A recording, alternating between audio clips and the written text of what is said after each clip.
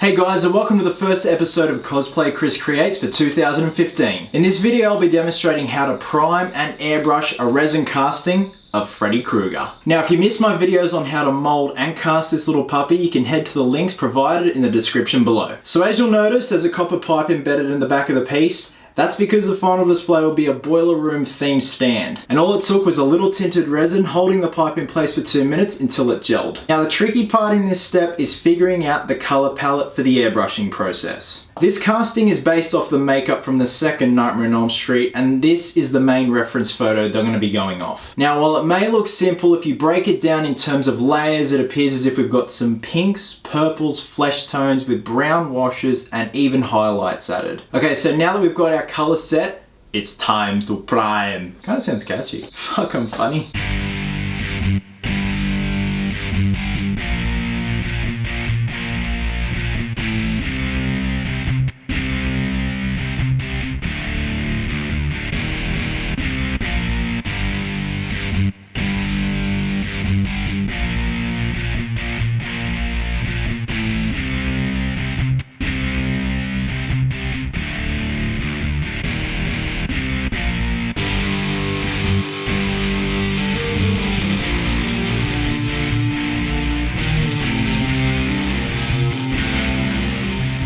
Okay, so once we have a nice even coat of the black primer applied, we're going to leave that to dry overnight so it can sink into the pores of the resin itself. Our next step is to then do a base color of the solid pink. For that, we're going to be using Tamiya color for plastics.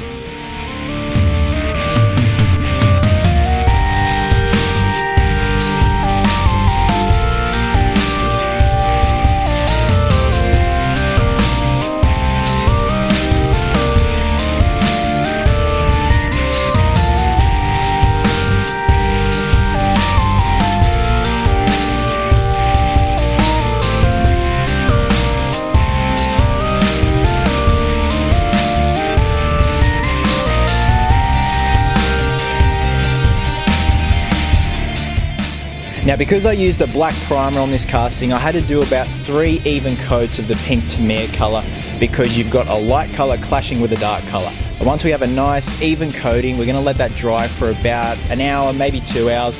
But mind you, we're in the middle of an Australian summer right now, so we could probably give it about 1 hour. The next step is the airbrushing process.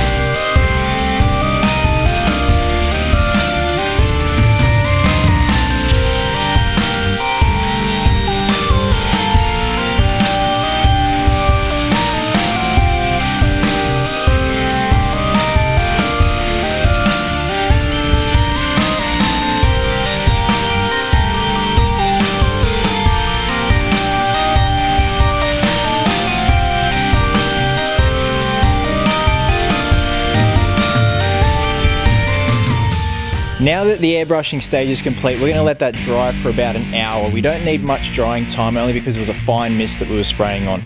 Now the final step in painting this bad boy is a wash, a brown wash that's going to bring all those layered colours together and add depth to those burns. And I kid you not, what we're going to use for that wash is kids' shoe polish.